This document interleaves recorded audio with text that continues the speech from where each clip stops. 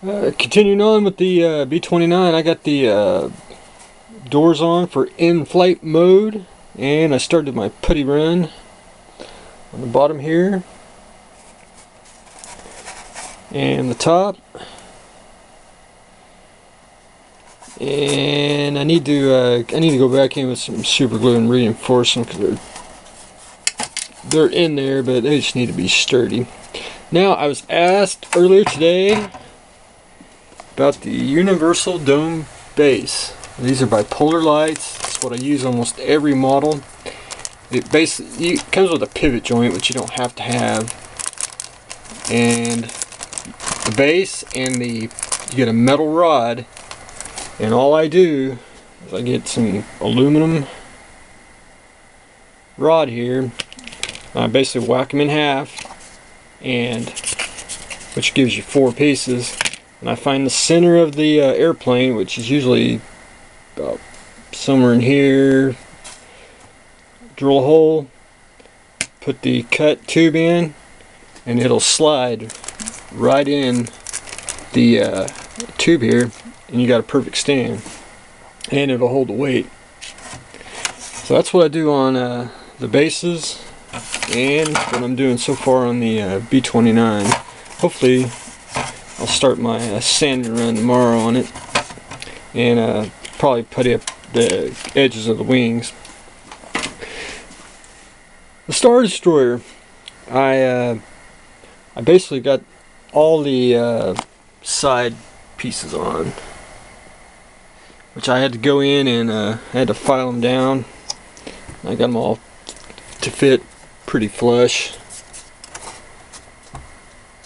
And you can see I'm clamping, still clamping. I got it mostly secured. I got the wood in, it's epoxied in, but I want to go back in with some set screws and just basically drill screws in and get it flush with the hull, so it'd be good and sturdy. As you can see back here, like right in there, a little bit of a gap, which I couldn't get it flush, but that's what tulip's for, and I'll probably put some styrene or something in there. Now right here I have to add some styrene. It's basically a wall. It's what Randy Cooper did on his, and it's in his instructions. But I am waiting for this to basically cure so I can proceed on. And I'll touch on a little bit of the lights. I'm going to add fiber optics, but I'm also going to add light strips.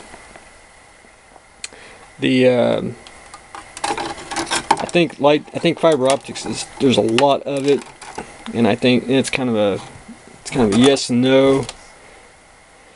So I got me some light strips. I wired them to positive and negative. I put them on a flimsy aluminum rod. I kind of did this like the MPC one, and what I want to do is I'll get them fixed in basically like so, and then the light will come out that way. And I'll do on either side too, basically look like that.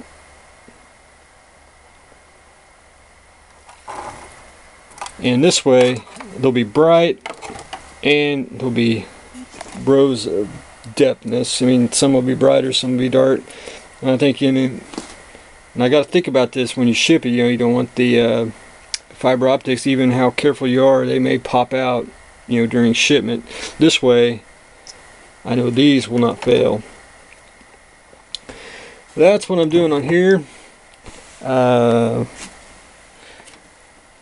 going to show you all a little trick. This is a baking soda, and I can get a little bit out here. This is a gap filling, old school gap filling. All you need is baking soda and super glue. You just take you basically a pinch. If you see the gap here, just kind of get it in there like so. Looks like you're shooting a line. Take your super glue, and basically drop it in. Now, for the record, this is thick. You kind of want the thin stuff. Drop it in. This thing just bonds instantly, and you done filled the gap, and it's actually stronger right here. You'll break the part on the outside before you ever break that. And it's real simple. Baking soda and super glue save you a ton of money on putty and a lot of work, and you can sand it glass smooth too. Alright, Mars Attacks. I got him to the base.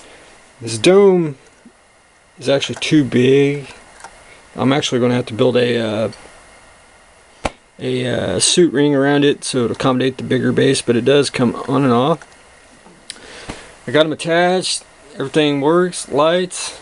I started putting a lot more washes, detail painting, and I went to into my driveway and grabbed some gravel and used some white glue and started sprinkling on, give it some texture.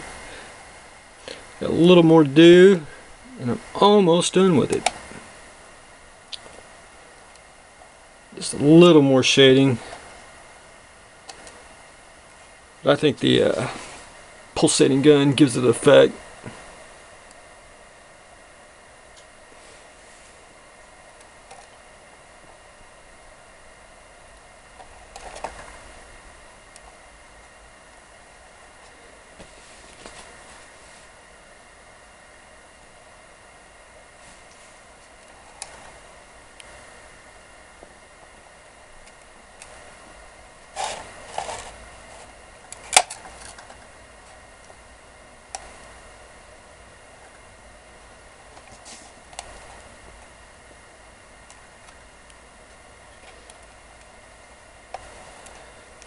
Very fun kit.